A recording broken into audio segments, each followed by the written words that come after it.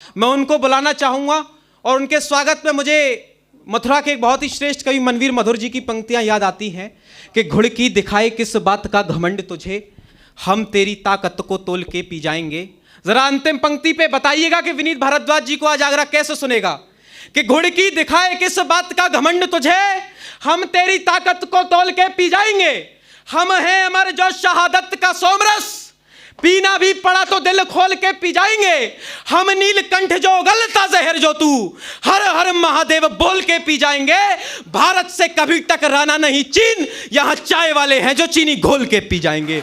जोरदार ताली स्वागत करिए विनीत भारद्वाज जी का। सीधे सीधे शुरू होता हूं कि जन्म लेकर जी रहे, जन्म लेकर जी रहे, बस क्या यही पर्याप्त है? जन्म लेकर जी रहे, बस क्या यही पर्याप्त है? यह विधा तो आप में क्या पशुओं में भी व्याप्त है। पशु भी तो मात्र पोषक होते निज संतान के, आप क्यों कर पात्र ठहरे श्रेष्ठता के मान के।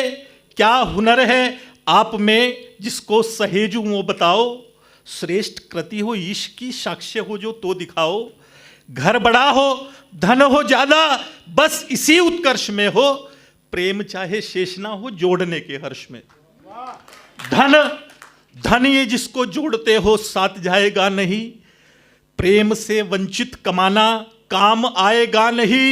यदि कमाना चाहते हो तो कमाओ पुण्य लेखे, वे ही सहभागी जगत में पीढ़ियों ने है वो देखे। पुण्य कर्मों की कमाई जगत का आधार है, मैं नहीं तू मंत्र शाश्वत, जगत एकाकार है। वाह। मैं नहीं तू मंत्र शाश्वत, प्रेम एकाकार है। और एक होना तत्व जिसका जी जगत का जो सार है, प्रेम ही वह तत्व है जो तत्व के भी पार है। तो तत्व से बोधत्व पाकर, तत्व से बोधत्व पार कर प्रेम धुन सिमरन करो। प्रेम साधन प्रेम साध्य, प्रेम ही साधन करो। वाह, बहुत बढ़िया, बहुत बढ़िया। ईशान ने भी इस तरह की कविताएं बहुत दिनों के बाद प्रारंभ हुई है। मैं चाहता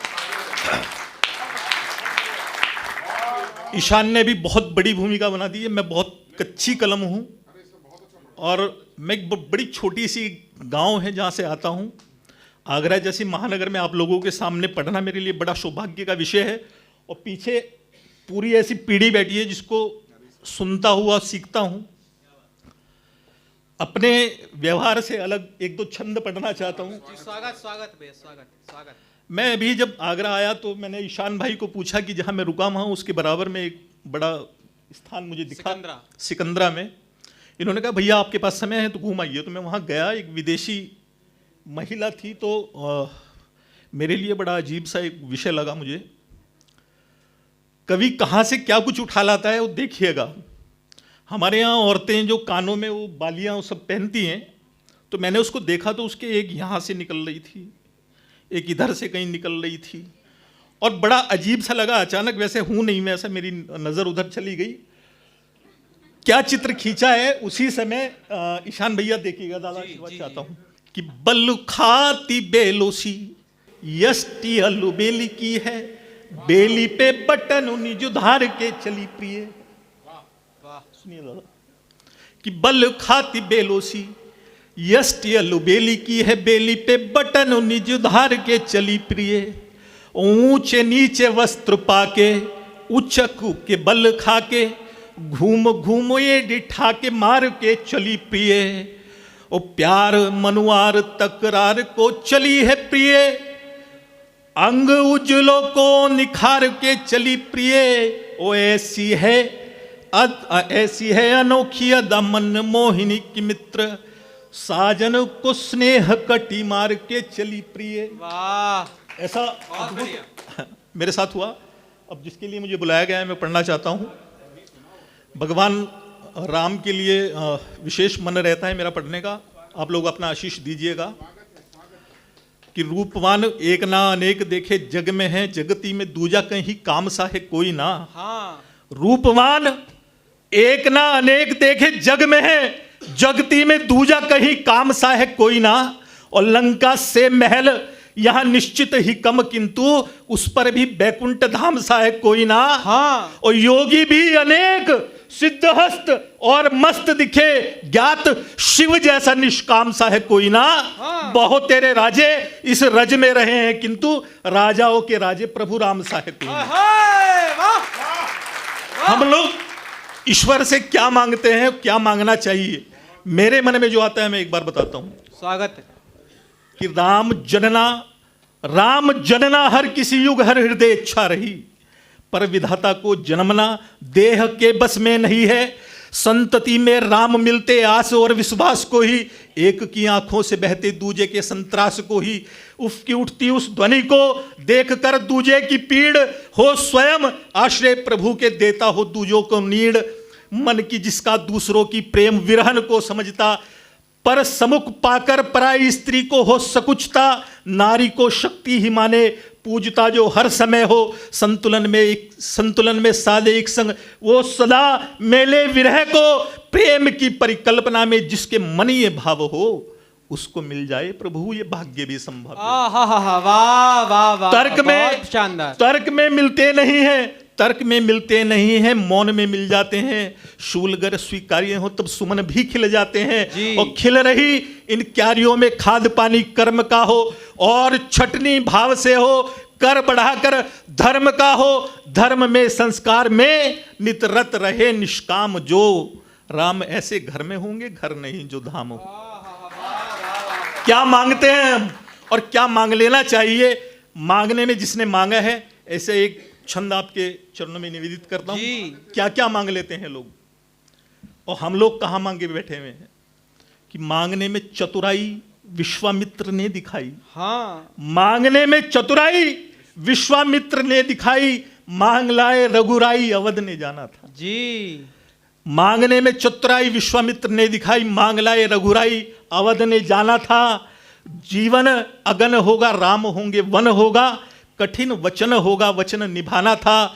और मिथिला का मार्ग हो कि मार्ग बीच मिथिला हो, मौन रहे राम स्वयं ऋषि लक्ष्य ठाना था। और स्वयंवर निमित्त मात्र नियति निभाने को था, वरने के बाद माता जानकी को लाना। स्वयंवर के ही प्रसंग से एक छंद आपके चरणों में निवेदित करता हूं कि भूमिजा, माता सीता का एक नाम है भूमिजा, चूंकि भूमि से वो प्रकट हुई। भूमिजा भविष्य भाग रेखा था, पिनाक धनु कठिन था प्रण, ऐसा प्रण मिलता न था। भूमिजा भविष्य भाग रेखा था, पिनाक धनु कठिन था प्रण, ऐसा प्रण मिलता न था। और लगते थे जोर चहु और, किंतु उस भोर प्रण के समक्ष कोई वीर थमता न था। और पलट गए हैं कुछ केवल दरस पाके, कुछ के प्रयास में वो चाप डुलता न था। और प्रण पूर्ण करने को राम खंड खंड किए, कोदंड अखंड जो हिलाए हिलता न था। कोदंड अखंड जो हिलाए हिलता न था। इसी श्रृंखला का एक छंद, उसके बाद एक गीत पढ़कर अपना स्थान लूंगा। कि मंद उस प्रसंग में जब वो धनुष टूट जाता है, तो उसके बाद जो है परशुराम जी का आगमन होता है, बड़े क्रोधित। तब माता सीता कहीं एक क्षण के लिए थोड़ा घबरा जाती हैं, वो दिखाने का प्रयास किया है कि मंद पड़ गए हैं स्वर सारी वीरताई के ही, वीरताई वाले सारे भाव रीतने लगे। हाँ। मंद पड़ गए हैं स्वर सारी वीरताई के ही, वीरताई वाले सारे भाव रीतने लगे। और क्रोधादि तिरेक परशुराम जी सभा में आए, बैठे वहां एक वेक व्यक्ति पीतने लगे।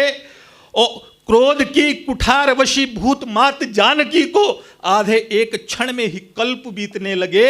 सन्मुख हुए जो राम क्रोधी परशुराम के, तो गौण हुए द्वंद्व केवल भाव जीतने लगे। वाह बहुत बढ़िया, बहुत शानदार। एक गीत पढ़ना चाहता हूं बड़ा छोटा सा, लेकिन आप अगर तालियों की हल्की हल्की थाप देंगे तो मैं उसको आशीष मांगूंगा अपने लिए।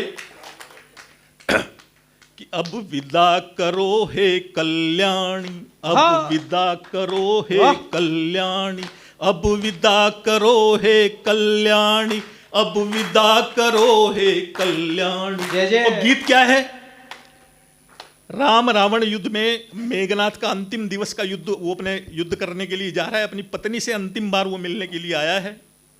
उसको पता है कि आज लीला समाप्त होने वाली है, वो गीत है, वो अपनी पत्नी से क्या बोलता है, केवल उसके मनोभाव, कर्तव्य पथ पर कैसे आगे बढ़ना होता है व्यक्ति को जानते समझते भी, कि अब विदा करो हे कल्याण, अब विदा करो हे कल्याणी, अब विदा करो हे कल्याणी, अब विदा करो हे कल्याणी। कर्तव्य मार्ग पर जाने को, तृण उष्ण हो जाने को, बलिदान समर में होने को, जगती कायप यश ढोने को, युद्ध दावानल में दहकूंगा, बस स्मृतियों में महकूंगा, कुल की पोषक द्रव की दानी, अब विदा करो हे कल्याण, अब विदा करो हे कल्याण, अब विदा करो हे कल्याण, अब विदा करो हे कल्याणी, अब विदा करो हे कल्याणी।